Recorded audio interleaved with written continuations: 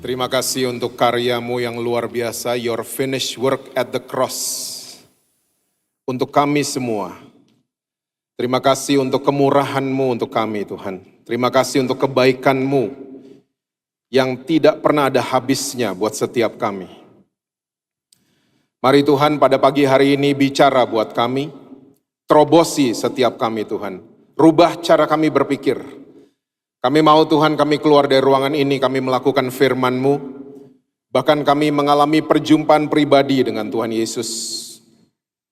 Dan Tuhan kami juga ingin mengakui bersama bahwa tanpa Tuhan kami gak bisa apa-apa. Oleh sebab itu kami butuh sama firman-Mu, kami butuh sama pribadi-Mu. Untuk menuntun kami untuk menjadi teman baik dalam kehidupan kami sehari-hari. Saat ini mari Roh Kudus Engkau ambil alih. Pimpin setiap kami kepada segala kebenaran-Mu. Kami siap mendengar saat ini hanya di dalam satu nama yang berkuasa, yaitu nama Tuhan Yesus Kristus. Amin. Amin. Silahkan duduk.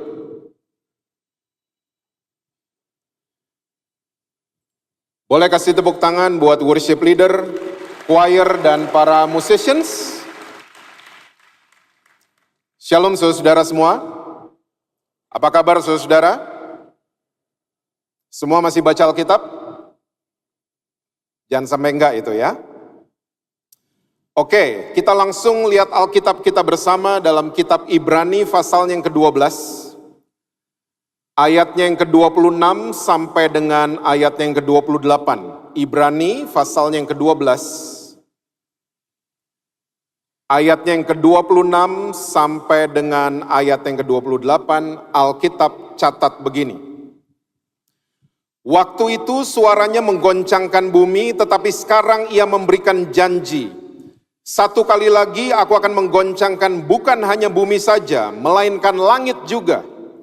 Ungkapan satu kali lagi menunjuk kepada perubahan pada apa yang dapat digoncangkan. Karena ia dijadikan supaya tinggal tetap apa yang tidak tergoncangkan. Ayat 28, jadi karena kita menerima kerajaan yang tidak tergoncangkan, marilah kita mengucap syukur dan beribadah kepada Allah, menurut cara yang berkenan kepadanya dengan hormat dan takut. Saya percaya kita semua sudah sering mendengar janji-janji daripada Tuhan kita. Nah, ternyata penulis Ibrani menulis salah satu janji Tuhan kita adalah goncangan. Dan saya percaya semua saudara sudah pada tahu bahwa janjinya Tuhan kita itu selalu ya dan amin. Nah, kalau gitu kita orang-orang Kristen jangan suka tengking-tengking goncangan. Hilang aminnya. Kita soalnya nggak suka sama gini-ginian. Kita nggak suka sama goncangan. Kita nggak suka sama proses. Kita nggak suka sama pembentukan. Kita nggak suka sama sekali. Kita selalu pengen dijauhkan dari itu semua. Tapi percayalah saudara, waktu saudara membaca firman Tuhan, goncangan adalah salah satu janjinya Tuhan saudara dan saya. Dia akan lakukan dan sedang dia lakukan. Dan jelas Alkitab catat bahwa langit dan bumi akan digoncang. Kita sudah sering melihat, sudah sering mendengar di berita-berita bahwa musim jadi kacau di mana-mana. Ya, tiba-tiba di Indonesia hujan es. Ada daerah tiba-tiba turun salju dan lain sebagainya. Ini bukti bahwa Tuhan sedang menggoncang. Gak hanya bumi saja, langit juga Tuhan lagi goncang. Cuaca tiba-tiba ekstrim di mana-mana. Oke? Nah, bumi jangan tanya, apa saja depan mata saudara dan saya, mungkin juga kehidupan kita. Tuhan izinkan sedang digoncang. Keluarga-keluarga digoncang. Gereja digoncang, perusahaan-perusahaan digoncang. Dunia kesehatan, semua you name it. Semua lagi digoncang sama Tuhan. Tuhan izinkan goncangan terjadi. Dan yang saya mau share buat saudara, iman kita ini juga lagi digoncang. Tiba-tiba LGBT disahkan di mana-mana. Saya kaget di kota saya, di kota Jakarta, ada toilet umum. Saya dari kecil di Indonesia, gede di Indonesia, masuk toilet umum itu tulisannya pria dan wanita. Surabaya sama? Kalau nggak pria dan wanita ada gambar keris sama gambar konde. Ya, itu udah terbiasa saya ngeliat seperti itu. Tiba-tiba di Jakarta ada restoran, ya, toilet umumnya tulisannya berdiri dan duduk. Coba. Saya sampai mau masuk, saya pause bentar. Ini tulisannya benar apa enggak? Ternyata benar. Stand and sit. Ini adalah toilet-toilet umum untuk support LGBT. Jadi pria-pria yang duduk boleh masuk di situ. Saya kaget, how come di kota saya, di kota Jakarta, kok udah ada ginian? Jadi Tuhan lagi izinkan iman kita pun lagi digoncang. Kepercayaan kita sekalipun lagi digoncang sama Tuhan. Nah, saudara tolong mengerti.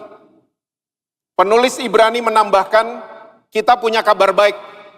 Karena saudara dan saya punya satu yang tidak tergoncangkan, namanya kerajaan sorga. Nah, pegangan sama ginian. Jangan pegangan sama yang lain. Pak, saya boleh Pak punya asuransi? Boleh, mau berapa aja juga boleh. Saudara mau punya deposito boleh. Tapi jangan pegangan sama itu semua. Karena apa saja, in any seconds, dalam hitungan detik, bisa digoncang sama Tuhan. Karena firman Tuhan mencatat cuma satu yang tidak tergoncangkan. Namanya kerajaan sorga. Pegangan sama ini. Pegangan sama apanya Pak? Pegangan sama prinsipnya. Prinsip firman Tuhan itu harus jadi pegangan kita. Nah sekarang, setiap ada goncangan, goncangan selalu menyerang bagian dasar. Betul apa betul? Goncangan selalu menyerang fondasi. Udah pasti. Fondasi selalu yang digoyang waktu goncangan terjadi. Nah, sadly speaking, banyak orang Kristen hari ini fokus sama bangunan.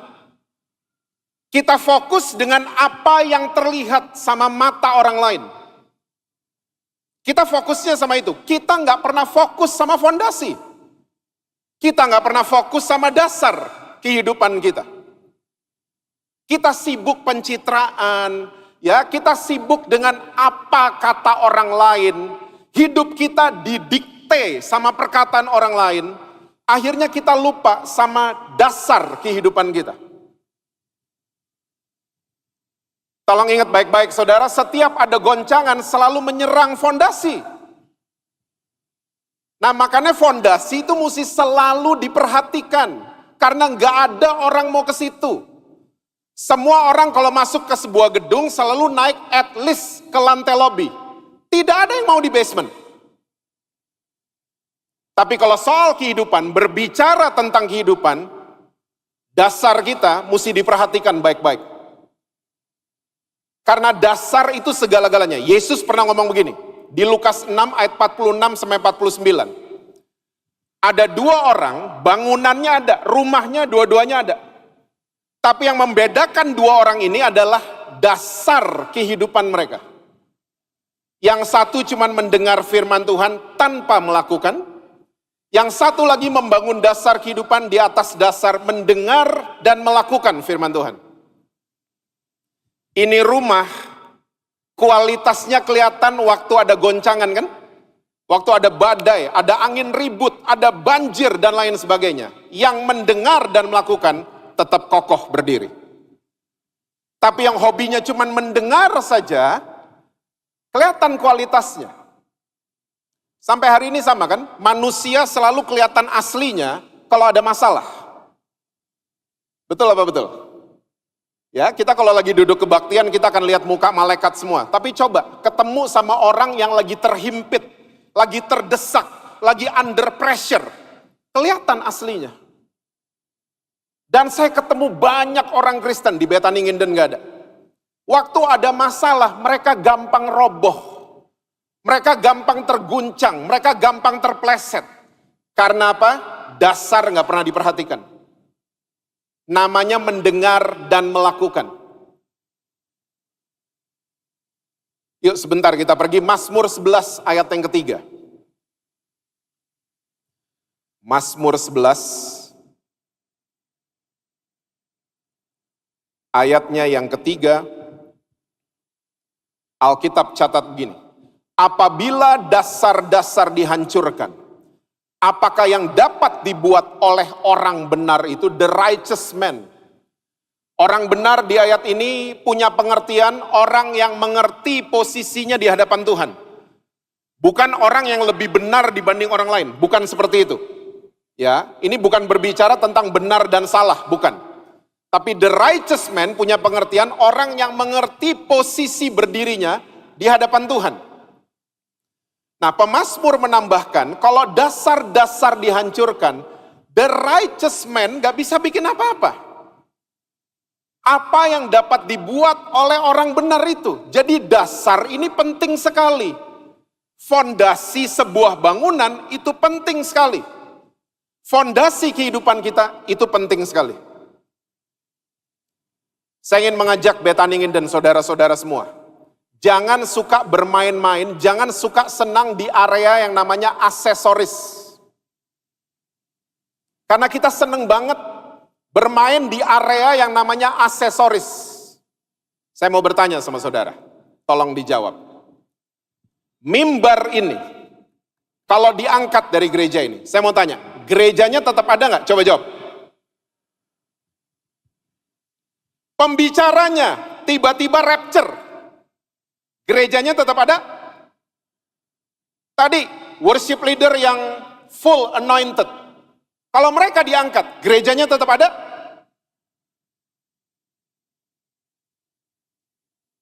Ternyata selama ini kita cuma sibuk aksesoris. Gak apa-apa gereja ada worship leader, ada pembicara, ada mimbar yang bagus, gak apa-apa. Tapi ini semua cuma aksesoris. Jangan sibuk sama aksesoris. Gereja kalau kehilangan kasih, nah itu dia, itu bukan gereja. Karena gereja itu pusatnya kasih, epicentrum daripada kasih. Gereja mesti full of love. Jangan cuma sibuk sama aksesoris. Banyak orang-orang Kristen di Jakarta, kalau makan sama pendeta itu senengnya minta ampun. Ya, kenal sama pendeta seneng banget. Saya mau kasih tahu saudara, mau ingetin saudara. Kita masuk surga bukan karena kenal sama pendeta. Karena saya ini cuma aksesoris. Masuk surga tidak ada yang borongan. Tapi pastikan saudara masuk surga karena saudara semua kenal sama orang dalam.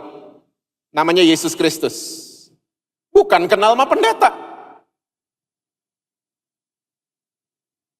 Nah, berbicara tentang fondasi dan bangunan. Saya akan share buat saudara dua isu. Yang doa saya ini akan membantu kita untuk kita memperbaiki dasar. Dan akhirnya bangunan kita ini bukan pencitraan, tapi kokoh selalu. Yang pertama, 2 Petrus pasal yang ketiga, ayat yang ke-18.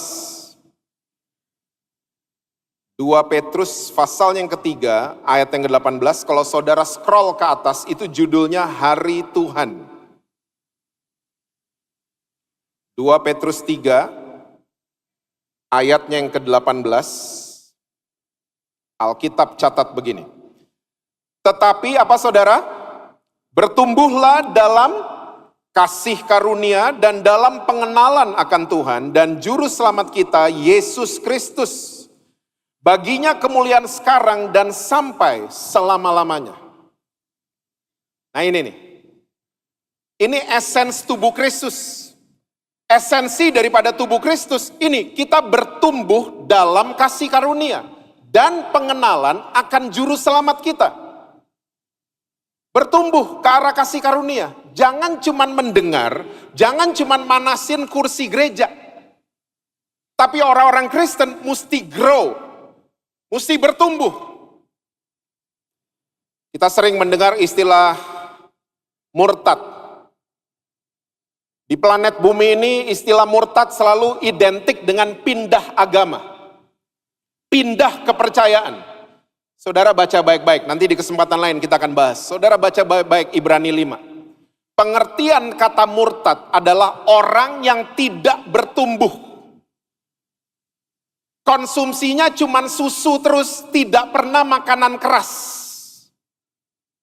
Ini adalah tipe-tipe orang yang gak mau bertumbuh. Gak mau jadi dewasa. Terus kekanak-kanakan. Childish. Makanya Petrus mencatat, ya, menjelang datangnya hari Tuhan, kita semua harus bertumbuh ke arah kasih karunia dan pengenalan akan juru selamat kita. Saya ingin mengajak saudara-saudara untuk kita semua jadi ahli kasih karunia, bukan jadi ahli Taurat. Tolong ingat baik-baik, hukum Taurat perlu dibaca, perlu dipelajari, tapi jangan dihidupi. Kalau kita hidupin hukum Taurat, kita akan jadi ahli Taurat. Dan dunia nggak perlu ahli Taurat, keluarga saudara nggak perlu ahli Taurat. Adik saudara, kakak saudara, anak saudara, kalau mereka belum mau ke gereja, mereka tidak perlu ahli Taurat. Yang mereka perlukan adalah ahli kasih karunia. Panggilan tertinggi gereja bukan cuma menyelenggarakan kebaktian, bukan menyelenggarakan seminar, bukan hanya menyelenggarakan KKR. Tapi panggilan tertinggi orang-orang Kristen adalah menyelenggarakan kasih karunia. Kita ahli nggak? Kita bertumbuh nggak ke arah ini? Ingat saudara, kita semua predikatnya sama. Kita semua adalah orang-orang berdosa. Yang setuju bilang amin. Kita semua predikatnya sama. Kita ditebus dan dibenarkan oleh darah Yesus. Kita sama-sama orang berdosa. Semua orang berdosa. Bedanya satu ketahuan, satu enggak. Bedanya satu ngaku, satu tidak. Kita orang-orang berdosa. Kita cuma ditopang sama kasih karunia Tuhan Yesus setiap hari dalam kehidupan kita. Jangan pernah sombong rohani. Jangan pernah merasa lebih benar dari orang lain. Makanya Petrus insist, bertumbuhlah ke arah kasih karunia. Saya khawatirnya gini, kalau kita orang Kristen gak bertumbuh ke arah kasih, kita akan bertumbuh ke lawannya kasih. Saudara tahu lawannya kasih? Nafsu. Kita akan bertumbuh ke arah sana. Dan saya lagi ketemu banyak orang Kristen ini nafsuan hari ini. Di Betaninginden gak ada. Nafsuan. Gak bertumbuh ke arah kasih. Nah, saya mau ajak saudara kita lihat bersama ayat yang jarang dibaca. 1 Korintus 13 ayat yang ke-11. 1 Korintus 13 ayatnya yang ke-11. Saudara mesti tahu bahwa kota Korintus adalah kota yang dikuasai sama hawa nafsu. Makanya Rasul Paulus dibukakan pewahyuan soal kasih untuk kota Korintus. Dan saudara, salah satu dewi yang menguasai kota Korintus namanya Dewi Afrodit. Dewi Afrodit adalah dewi seks. Lakinya banyak, suaminya banyak, pacarnya banyak, anak-anaknya juga banyak. Namanya Afrodit. Ada di Google. Nah, anak-anaknya banyak, namanya ngeri-ngeri semua. Anak sulungnya namanya Eros. Bahasa Indonesianya nafsu, anak sulungnya.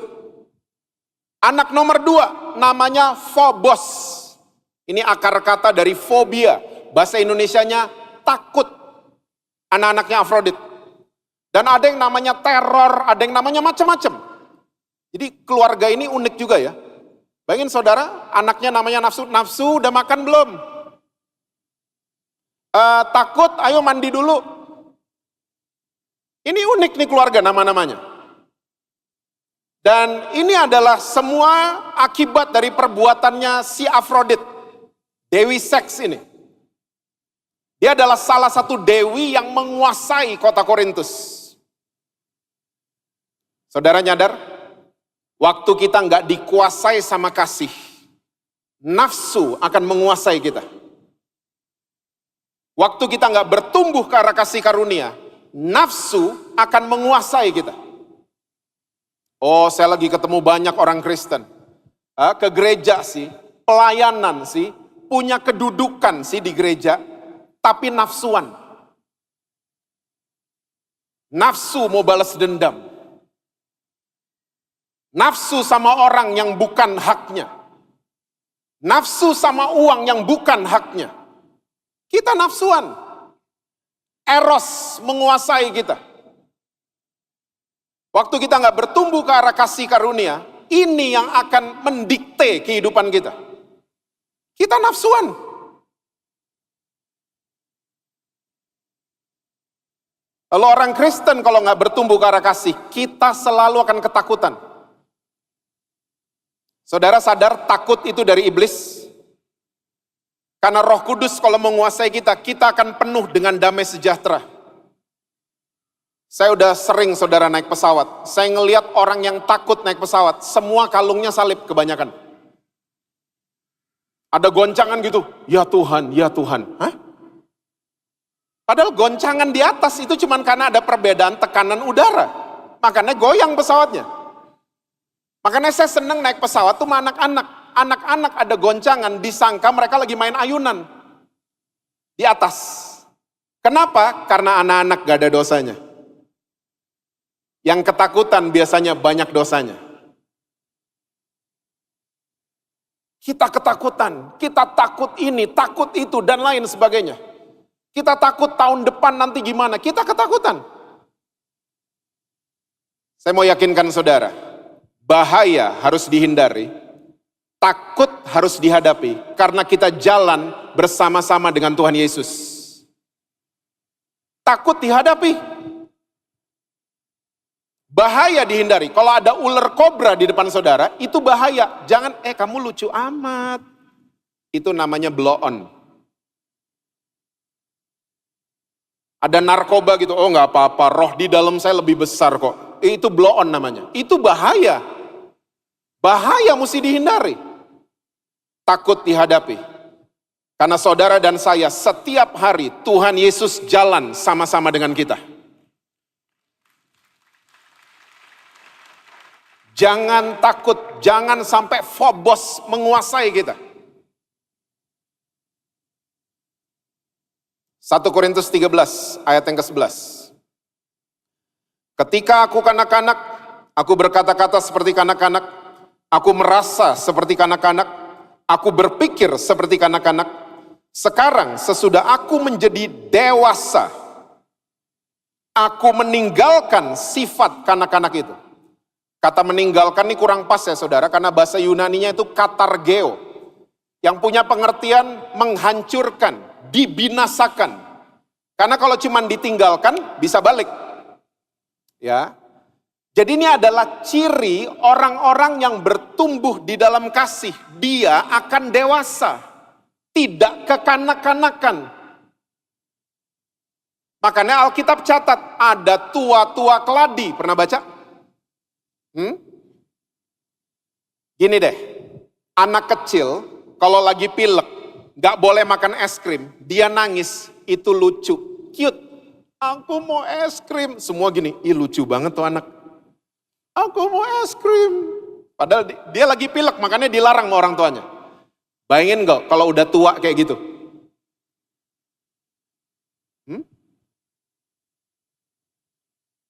Kalau udah tua kayak gitu, gak lucu. Dia suami orang, tapi dia sayang sama aku. Pernah ketemu? Dia istri orang loh. Iya, tapi dia perhatian, dia ngerti aku. Udah tua, tapi kekanak-kanakan. Orang yang gak bertumbuh ke arah kasih akan jadi kayak begini, childish. Makanya dewasa itu bukan ditentukan oleh umur. Dewasa itu choice, pilihan. Mau dewasa apa tidak? Nah, orang yang mengambil keputusan menjadi kekanak-kanakan, dia sedang dikuasai sama nafsu. Baca balik nanti saudara, kasih itu sabar, yang belum menikah. Kalau udah pacaran tiba-tiba mau buru-buru buka baju, mau buru-buru check in, dia nggak sabar. Calonmu tidak sabaran, tinggalin. Dia nafsuan, dia nggak dipenuhi sama kasih. Dia nggak bertumbuh ke arah kasih. Kalau saudara masih simpen salah orang lain, ingat ayat-ayat di atas ini. Kasih tidak simpan salah orang lain. Putuskan untuk menjadi dewasa hari ini. Tuhan, saya mau Engkau yang menguasai hati saya. Saya mau pemerintahan Kristus menguasai pikiran saya. Dewasa dalam kasih. Bertumbuh ke arah kasih. Ini fondasi kita kuat kalau begini. Kita digoncang sama apapun, fondasi kita kuat. Bangunan kita juga kuat. Karena kita tiap hari grow in His grace. Yang kedua, Lukas 14 ayat 34 dan 35. Lukas 14 ayat 34 dulu ya.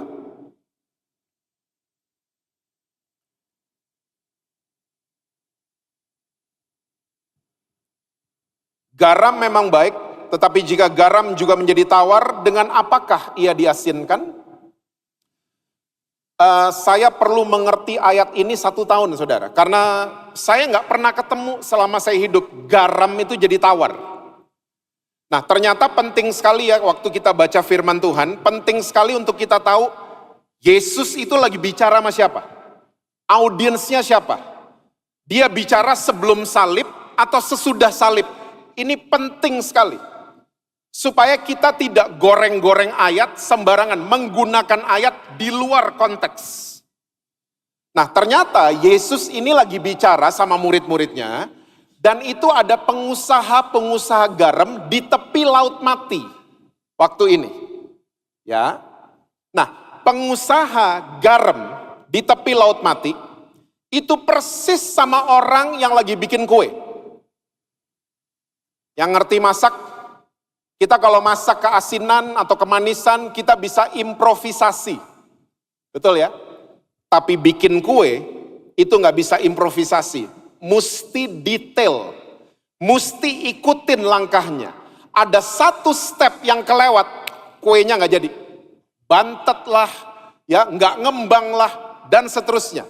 Nah, orang yang memproses air asin jadi bubuk garam juga sama. Persis kayak orang bikin kue. Mesti detail semuanya. Dilewatin satu step, gak jadi. Nah, pengusaha-pengusaha garam di tepi laut mati, zaman itu, mereka itu gak kayak kita sekarang. Kita nih sekarang kebanyakan info, mereka kekurangan informasi. Mereka gak tahu jadwal air pasang, mereka gak tahu jadwal air surut. Nah, tiba-tiba mereka lagi kerja nih, memproses air asin menjadi bubuk garam, tiba-tiba air pasang, kena kerjaan mereka. Beberapa mineral kembali ke laut mati. Nah, yang sisa, ini waktu kering, dia jadi tawar. Dan cuman jadi batu mineral, dibuang dan diinjek orang. Karena dia jadi batu di pasir, di pantai, di tepi lautan. Itu garam yang jadi tawar. Oke, nah sekarang lanjut ayat 35. Yesus bilang begini, tidak ada lagi gunanya baik untuk ladang maupun untuk pupuk, dan orang membuangnya saja. Siapa mempunyai telinga untuk mendengar, hendaklah ia mendengar. Saya percaya kita semua udah sering mendengar kegunaan garam. Dan sering banget garam dibahas di rumah Tuhan, sepertinya kita ini harus jadi garam dapur. Tapi saya mau tanya sama Bethany Nginden, saudara pernah baca ayat yang you are the salt of the kitchen? Pernah ada? Nggak ada. Kita nggak pernah disuruh jadi garam dapur. Yang dicatat sama firman Tuhan adalah you are the salt of the earth. Kamu adalah garam dunia. Dan kegunaan garam itu banyak, tapi yang Yesus katakan cuma 2. Gunanya garam itu banyak. Kita kalau sakit gigi nggak ada ponstan, kita kumur pakai air garam. Gaji tentara Romawi zaman dulu tuh garam, bukan duit. Jadi tentara Romawi kalau akhir bulan telepon HRD, garam saya udah ditransfer belum? Kira-kira kayak gitu. Karena dulu mereka gajinya tuh garam, bukan uang. Nah, kita mencatat, mendiskusi semua kegunaan garam. Tapi ternyata Yesus ngomong cuma 2 gunanya yang keluar dari mulut Yesus. 1 untuk ladang, 1 untuk pupuk. Bahasa Inggrisnya ladang adalah land. Nah, tolong ingat baik-baik saudara. Bangsa-bangsa zaman dulu kalau perang sampai abad ke-4, tentara Romawi masih praktekan ini. Kalau mereka perang, mereka biasanya genosida. Dibunuh penduduk-penduduknya. Tembok kota musuh diruntuhin. Dan perang ini dianggap sukses. Ya, terakhirnya kota musuh mesti ditembak sama garam. Ke arah mana? Ke arah tanah kota mereka, kota musuh. Ditembak sama garam. Gunanya apa? Supaya tanah musuh tidak subur lagi. Gak ada yang bertumbuh, mati tanahnya karena kandungan garamnya jadi tinggi. Mulai dapat? Kenapa saudara dan saya ada di muka bumi ini?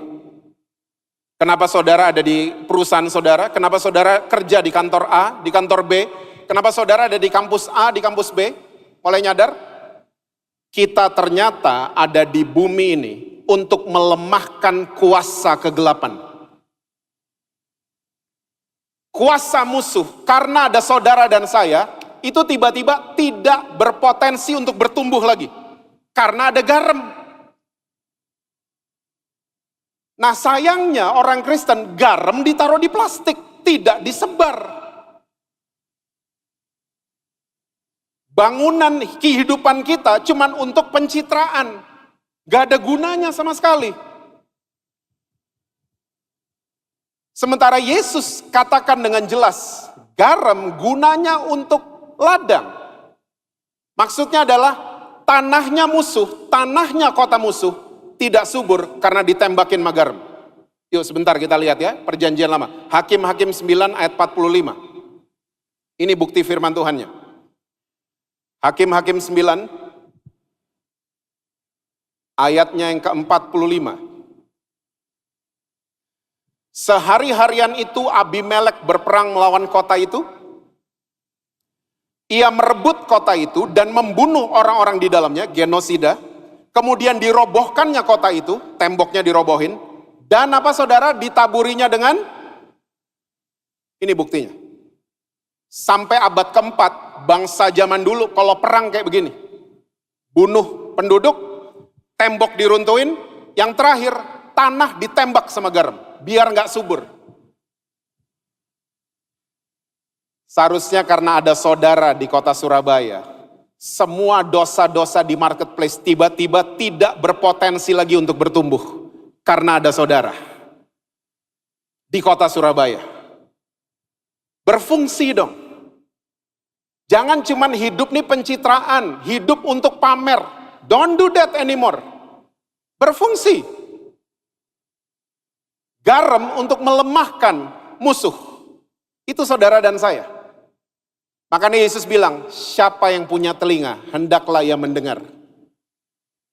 Terus, kita balik ke Lukas 14. Guna yang berikutnya adalah garam itu untuk pupuk.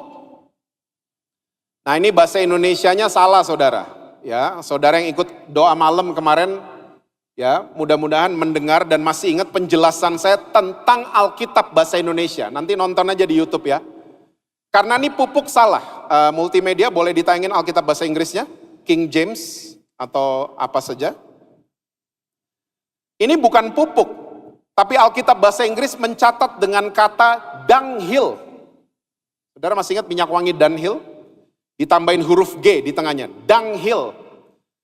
Dunghill, bahasa Indonesianya adalah kumpulan kotoran binatang. Kumpulan kotoran, itu dia, dunghill. Kumpulan kotoran hewan dan manusia. Belum jadi pupuk, ini bahan dasarnya pupuk. Belum jadi pupuk. Oke? Nah, garamnya buat apa? Ternyata garam gunanya dunghil untuk membasmi semua kuman. Ternyata fungsi garam yang kedua menurut Tuhan Yesus adalah antiseptik, disinfektan. Garam. Dan dia mesti nyatu sama kotoran untuk membasmi semua kuman-kuman yang ada di dalamnya. Disinfektan. Disinfektan kalau cuma di dalam botol tidak disemprot, dia nggak ada gunanya. Dia cuma pajangan doang itu disinfektan. Dan ingat, garam kalau disebar itu lebih dari 1 butir. Jangan kemana-mana sendirian. Saya ketemu anak muda di Jakarta, Pastor, saya mau ke klub malam. Ngapain?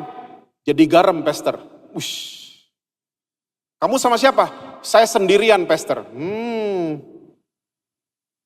Jangan sok kuat. Yesus ngutus murid-muridnya berdua-berdua, nggak pernah sendiri-sendiri. Garam tuh disebar, nggak 1 butir, dia rame-rame. Apalagi kita berhadapan sama kotoran-kotoran. Kita berhadapan sama orang-orang berdosa. Saya mau cerita sama saudara. Satu hari, rumah saya didatengin sama seorang ibu. Waktu ibu ini datang, satu rumah nggak ada yang bisa kerja. Karena ibu ini cantiknya luar biasa. Cantik banget, wangi lagi. Dan waktu saya keluar ke ruang tamu, saya juga kaget. Cantik banget ini kayak Barbie mukanya. Dan wangi. Dan ternyata waktu dia ngomong, ternyata dia laki. Terima kasih, Pastor. Saya, laki loh. Saya dengar khotbah Pastor, makanya saya mau ketemu sama Pastor. Laki, saudara. Dia kasih tahu hari itu bahwa dia sudah down payment di rumah sakit di Jerman untuk operasi ganti kelamin. Ganti kelamin. Saya bilang sama dia, Bu, Pak, apa ya manggilnya ya? Hah? Bro?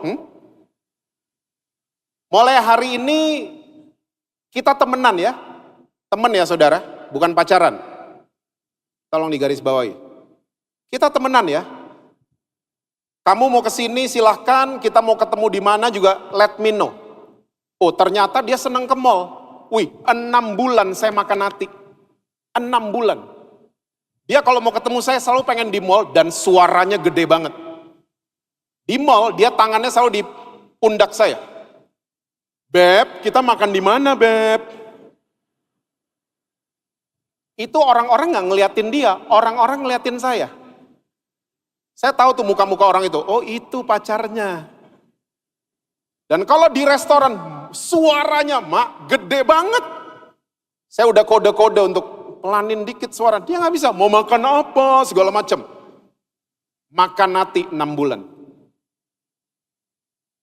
Singkat cerita, di bulan ke-7, dia telepon saya pagi-pagi, Jess, saya baru batalin operasi ganti kelamin di rumah sakit di Jerman. Dan DP-nya angus, saya nggak apa-apa.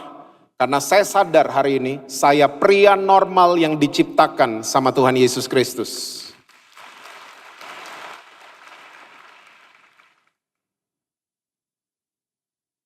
Dia beri dirinya dibaptis. Dia lepas make up-nya, dia lepas wig yang dia pasang. Ternyata ganteng. Saudara, orang ini berubah bukan karena ditunjuk-tunjuk. Orang ini berubah karena dirangkul. Disinfektan bekerja. Antiseptik bekerja. Berubah orang ini. Keluarga saudara, adik saudara, kakak saudara, belum mau ke gereja, jangan ditunjuk-tunjuk. Ajak makan, ajak nonton Mission Impossible. Ajak, rangkul. Jangan, lo nggak gereja, lo pantes, lo begini, pantes. Jadi disinfektan dong, dirangkul. Saya percaya satu orang diselamatkan, seisi rumah saudara, Tuhan akan selamatkan di dalam nama Tuhan Yesus. Ini basic kekristenan. Bertumbuh ke arah kasih, dan kita jadi garam, berfungsi. Ini basic, ini dasar yang suka dilupain sama orang-orang Kristen. Dilupain. Makanya setiap ada masalah, saya udah 20 tahunan, 27 tahun, sering dengar orang yang cerita masalah mereka. Selalu yang diingetin sama Tuhan, selalu hal-hal basic untuk kembali ke dasar. Untuk kembali kita mulai mendengar dan melakukan firman Tuhan. Untuk itu, jangan lagi bergerak di aksesoris. Jangan hidup kita cuma pencitraan, tapi mulai bangun dasar kehidupan sesuai dengan firman Tuhan. Saya percaya saudara, rumah-rumah saudara, walaupun banyak goncangan, tapi akan tetap kokoh berdirinya. Karena dasar rumah kita adalah dasar yang namanya mendengar dan melakukan firman Tuhan.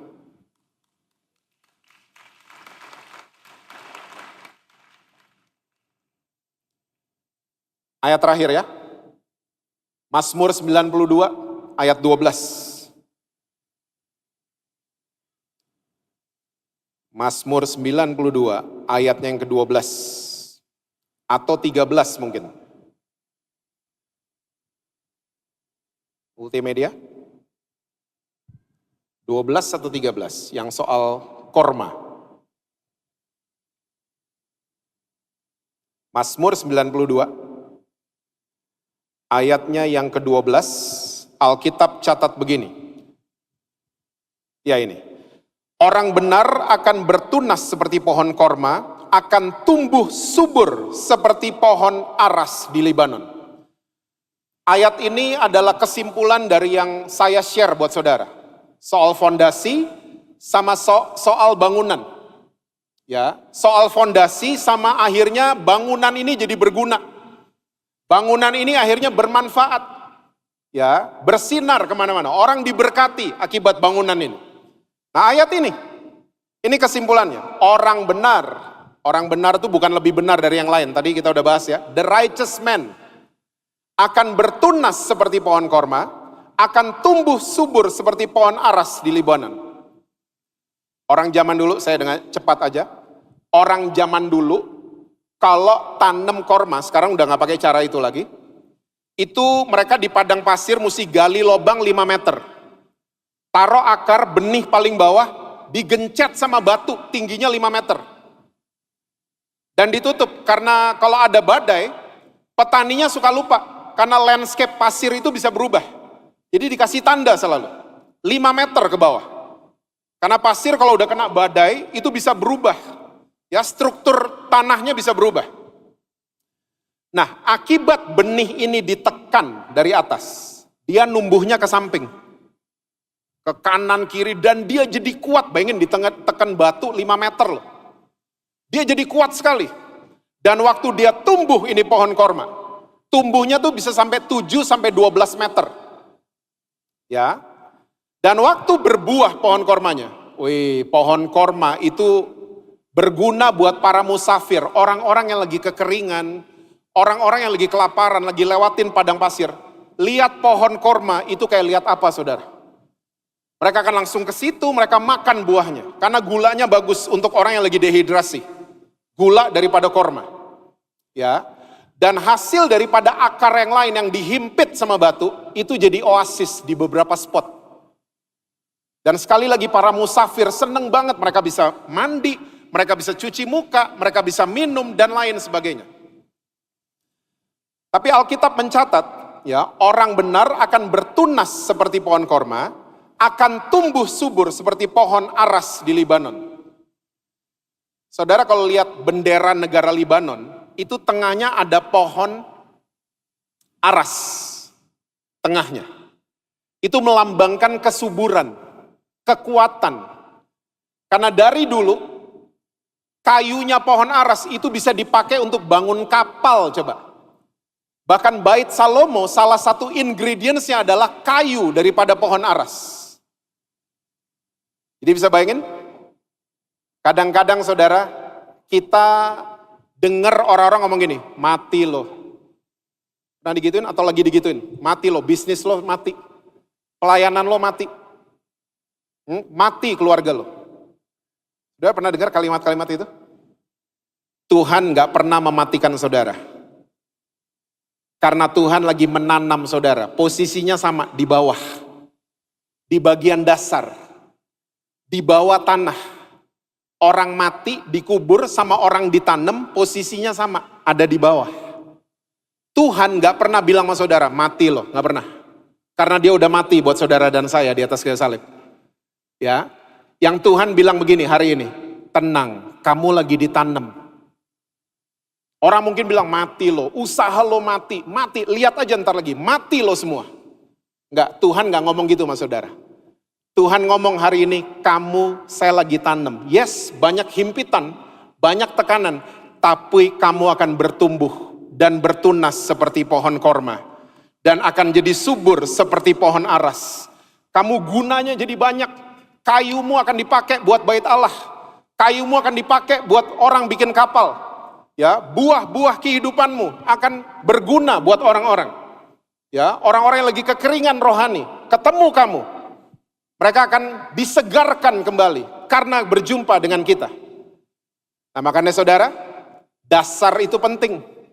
Ya, Tuhan selalu memperhatikan yang di dasar. Walaupun orang-orang lagi ngomong buat saudara, kamu mati. Tapi ingat firman Tuhan hari ini, saudara gak mati. Saudara lagi ditanam kembali sama Tuhan. Dan saya percaya saudara akan bertumbuh, ya, menjadi subur di waktunya Tuhan. Itu akan terjadi untuk saudara dan keluarga saudara. Amin saudara. Jangan lagi takut. Karena Tuhan selalu jalan bersama-sama dengan saudara dan saya. Saya percaya waktu kita belajar firman Tuhan hari ini. Saya percaya kehidupan saudara, keluarga saudara, anak-anak saudara akan bermanfaat, punya impact, punya dampak untuk kehidupan orang lain. Tuhan berkati saudara-saudara semua. I love you all. Tuhan mencintai saudara. Tuhan Yesus sayang sama saudara.